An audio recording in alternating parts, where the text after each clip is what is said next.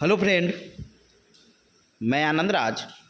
आप सब देखिए, पोस्ट मैट्रिक स्कॉलरशिप का पेमेंट के बारे में आपको अपडेट करते हैं कि देखिए, जब आपका पेमेंट यहाँ पर जो पेमेंट स्टेटस है, यहाँ पर जब पेंडिंग रहता है, पेंडिंग के बाद फिर लिखता है रेडी फॉर पेमेंट।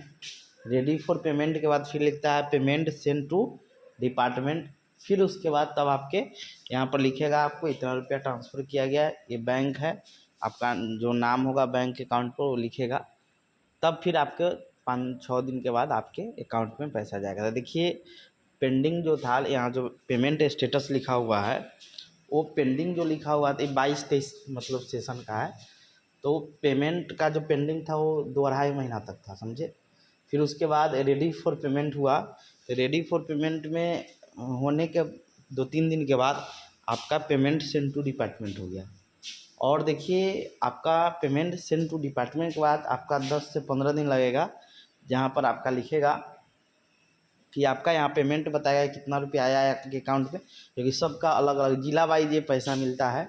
तो हर ज़िला का अब अलग अलग रहता है। तो ये ज़िला वाइज पैसा आता है, मतलब वही 6,000 से लेकर समझिए 10,000 के बीच में आपका इसमें पैसा आएगा।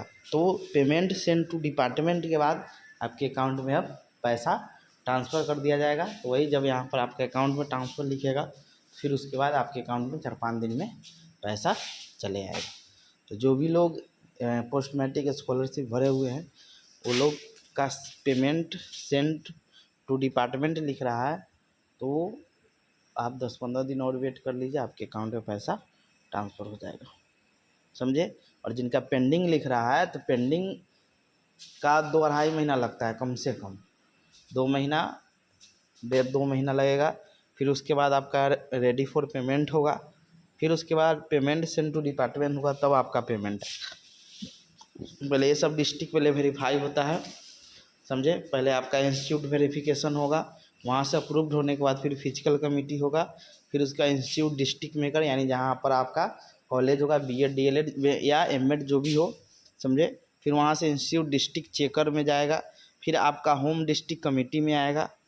यहाँ से जब अप्रूव होगा, समझे, तब आपका पेमेंट स्टेटस आता है, समझे। तो वो आपका सब चीज़ बताएगा।